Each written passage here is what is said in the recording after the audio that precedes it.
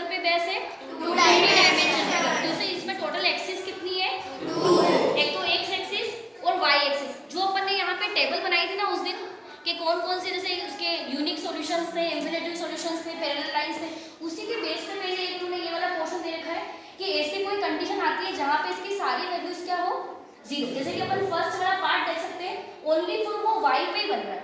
अगर मैं मान लो कि यहाँ पे मैंने इसका कुछ पॉइंट दिया है आपको 0 और 5, क्या दिया है 0 और 5। देखोगे आप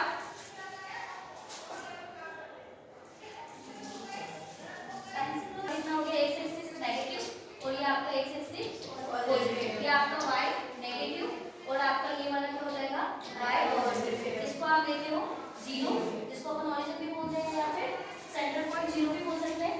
इसका -1 हो जाएगा, -2 -3।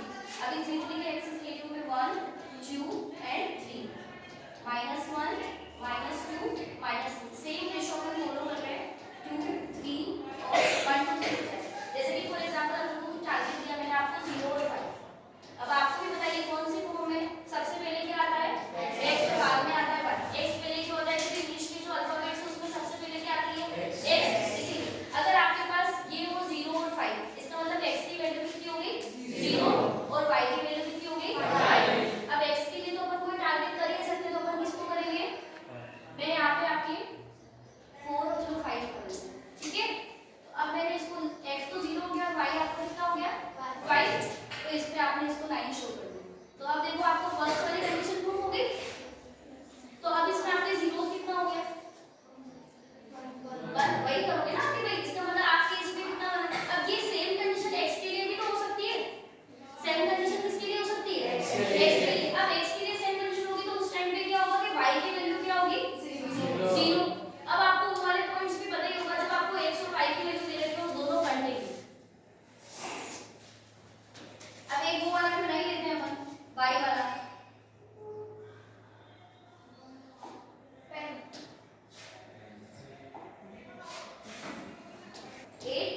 और d वाला आपके हो जाएगा 0 -1।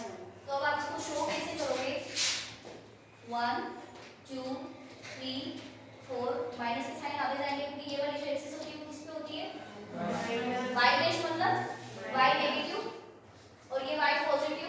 ये आपका एक्सिस पॉजिटिव हो जाएगा और ये आपका एक्सिस क्या हो जाएगा नेगेटिव। इसको अपन बेस से शो कर सकते हैं।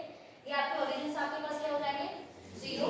आपको पता होगा बेस क्या किसको बोलते हैं, x एक्सिस की वैल्यू को अपन 9 पे पढ़ा है और कोऑर्डिनेट किसके लिए यूज होता है y के लिए। ये मोस्ट इंपोर्टेंट क्वेश्चन है जो 10th में मोस्टली एमसीक्यूज के लिए पूछा जाता है, समझ में आ रहा है। फिर यहाँ पे आपके पास हो जाएगा 1 2 3 4 5 6, -1 -2 -3 -4 1 2 3 4 और ये कितना हो जाएगा 5 -5 और 6। अब फर्स्ट वाला देखो 0 और 5, तो आपको पता है x की वैल्यू 0 और y की वैल्यू कितनी हो जाएगी 5। इसको आप ऐसे शो करोगे। उसके बाद यहाँ पे मैंने आपको हमें सिखाया कि एक पॉइंट लिख के यहाँ पे आप क्या करोगे 0 और 5 को ऐसा शो करोगे। अगला टारगेट कितना है 4 और 5। इसका मतलब x की वैल्यू कितनी हो गई 4 और y की वैल्यू कितनी हो गई 5।